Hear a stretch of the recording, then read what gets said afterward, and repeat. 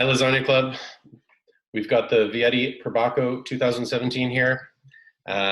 This gives us a chance to talk about one of my favorite wines in the whole world, which is Nebbiolo, in particular from the Piemonte region in the Langhe Hills, the most iconic of which is Barolo.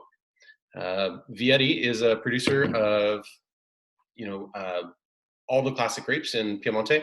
So for reference, Piemonte, foot of the mountain, Piemonte, and it is in the northwestern region of Italy. Sort of, if you keep heading west, you'll end up over the French Alps into France.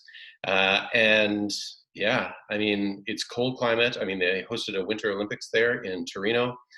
It's a cool area for sure, but with a really intense hot summer.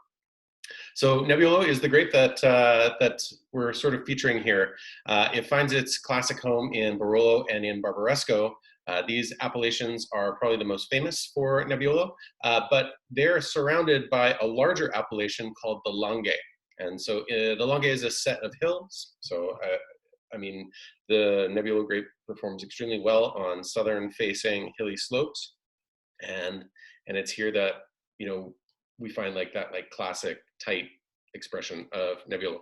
So if there was one wine in the box here that is probably the best one to have with your lasagna, I would say this one is probably the one.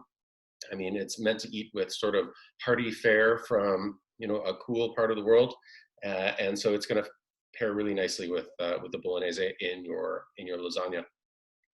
Specifically with reference to Vietti, so his family's been producing wine in the Langhe region for a long time.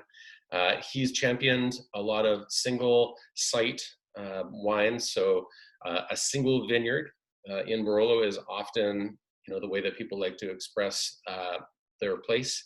Just like you find villages and single vineyards in Burgundy, same sort of idea in the Barolo and Barbaresco region. So where the grapes come from is very important. And sort of as you drill down from larger appellation to smaller vineyard, you're specializing, and so price tends to go way, way, way up. In the case of Perbacco, Perbacco is what Luca and Elena Corrado like to call their business card. So anywhere they go, whether it's a tasting or a festival, they're going to make sure that they have this wine with them because they want you to understand their house style. They want you to feel kind of what they're all about.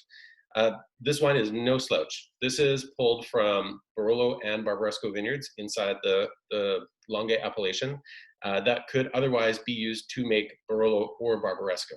So he's not just using any old grapes. He's using some of his most prized plots in Castiglione Folletto, the village where his winery is located, and producing a wine that he feels is super expressive for his house. You're going to find all those classic, bright red cherry, red raspberry, crunchy red fruit. You're going to find that woven in with a pretty rich spice profile.